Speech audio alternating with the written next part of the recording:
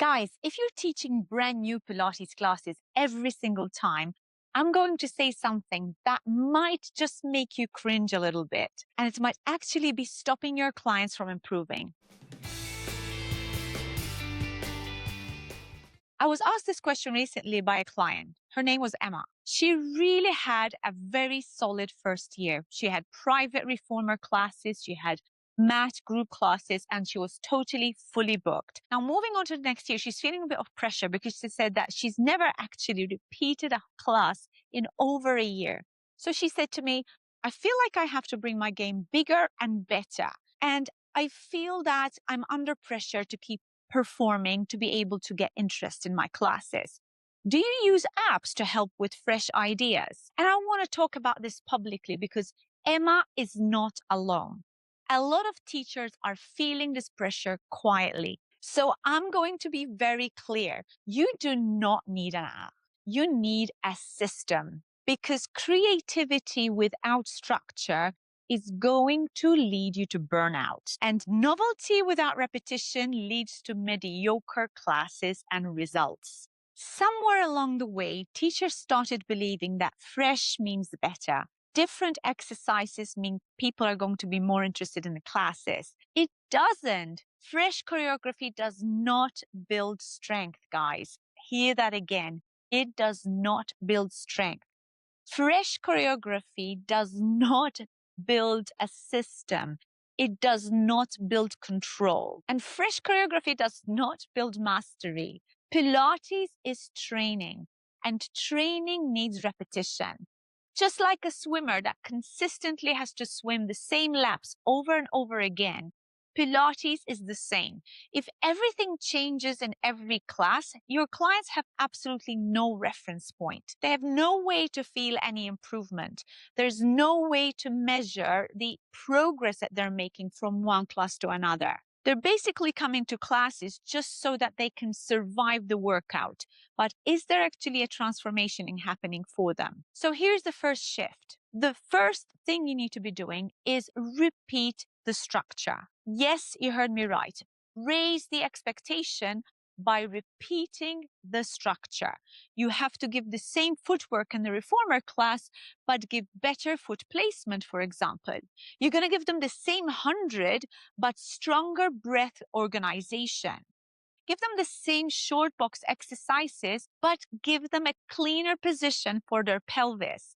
You're going to give them the same transitions, but more control. The same exercises with better execution. This is not being lazy teaching, guys. This is really looking at increasing your professional level and being a professional teacher. Because here is something that you really need to be hearing. A lot of teachers don't always realize this, but repetition doesn't actually mean boredom. It's not just helping the client, it's also going to make you a better teacher because you're going to develop a better eye. You're going to see more, you're going to cue better, and you're going to absolutely stop teaching choreography. You're also going to stop guessing as to what exercises you're going to start giving to the clients. Now, I'm going to pause the video for a second. I'm going to ask you something honestly. Are you writing new classes because your clients need it or because you think that they're going to think that you're not creative enough? Sit with that for a second. Now, the second thing you need to be doing here is to plan the week. If you have to plan, you have to plan the week. If you teach multiple classes per week, stop planning per class. Plan the week. What am I trying to say here? Write a solid plan. So we're not here to see what exercises we're going to give in a particular class. Teach the plan for the week. So refine it every time and refine it every single week that you're teaching.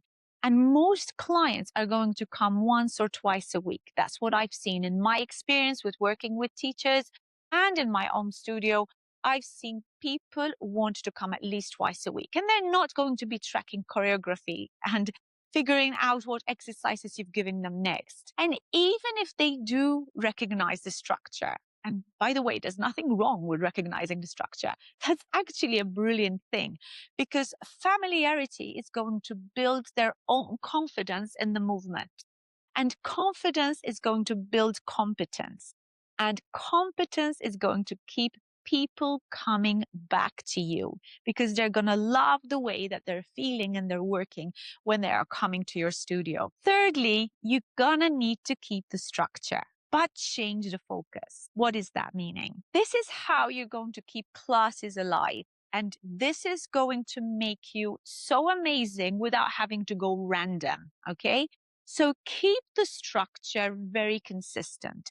If there is an order and you know, for example, in the classical order, there is an order. But what you do is you continue the order, but you rotate what you coach and teach the hardest. So for example, 1 week, you're going to work on footwork and maybe pelvic organization. And then the next week, you're going to think about looking at shoulder stability and scapular organization.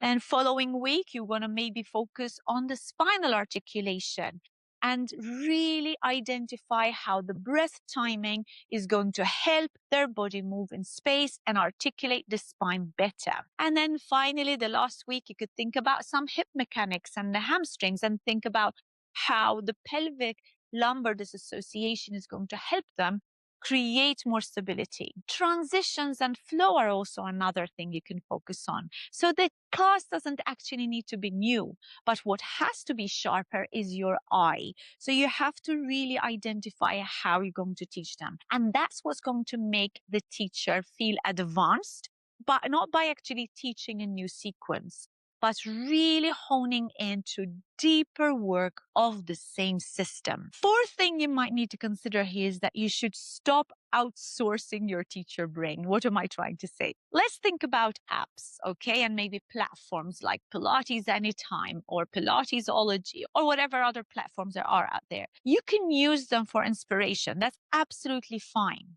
But building your business by actually slicing other people's classes long term is not going to be sustainable. So you can't actually repeat the whole class that you've just followed on Pilates Anytime. You know, your clients are not paying for choreography. They are paying for transformations and the transformations that you specifically are giving them. That would mean having a really good eye, having fantastic standards as a Pilates teacher, having your own priorities, and having your own class library. So why don't you do that? Build a class library, maybe 8 to 12 class plans that you really trust. They're going to be clearly leveled and refined over time. You don't have to be teaching exactly the same thing over and over again. Your classes are going to get better with age. I promise you, because I've been there and I've done that. Because you, as a person and as a teacher, are going to get better. So trust yourself. Lastly, you have to hear this. Repetition is where transformation happens. So clients don't get bored when they're actually repeating the same exercise over and over again. Because what's happening is they're progressing. They're going to get bored when they're feeling that there's no absolute progress in their work. They may be confused in the instructions. They may be overwhelmed by the instructions you're giving them or feeling that they're not improving. So novelty isn't going to help you keep your people. Results are going to help you keep your people. And the results come through transformations. So the transformation is going to happen from repetition taught with intelligence. That's the only way that you are going to make sure that these people have the results that they need. That's the transformation that they've come for. Now, please hear this from the bottom of my heart. I'm telling you, you do not need to prove yourself every single week. If you had a successful year last year, you don't have to panic and say, oh, I need to create new things, more fantastic, more fun stuff, more creative things hanging from the push-through bar. That is not the way to go. This is a sign for you to stabilize your practice, to look at depth over the novelty of new classes, and to look at standards over the showmanship of the clients. And that's how you are going to stay in business in the long term. So if you are feeling that pressure of going into this new year in 2026 and thinking, I really want to make sure that I give them some funky stuff, some creative stuff, I'd like you to take a breath. I'd like you to stop, breathe deeply, and repeat the plan that you did last year. Progress the standard, refine your cueing, and protect your own energy, because your own energy is needed to give to these people, to give them real results, and to help them create the transformations that they're looking for. And that's how you are going to last. If this resonated with you, I'd love you to subscribe to my channel. I'm going to keep having these honest conversations with you, because I feel that us teachers, when we're new teachers especially, we feel we have to be everything for everybody. We want to really make sure that everybody's happy and give them the best class ever. But one thing that most trainings don't cover us is to how to actually build our businesses. And if you want help in building a standards-led, maybe business or class planning system, I'd love to invite you to a discovery call with me. Just click on the link below. There's tons of opportunities for you to identify what works for you, how your business can benefit from actually having a mentor. And if you haven't had that feedback from a mentor before, I would love you just to try that out, to get the opportunity, because this is where I know you are going to transform as a Pilates teacher.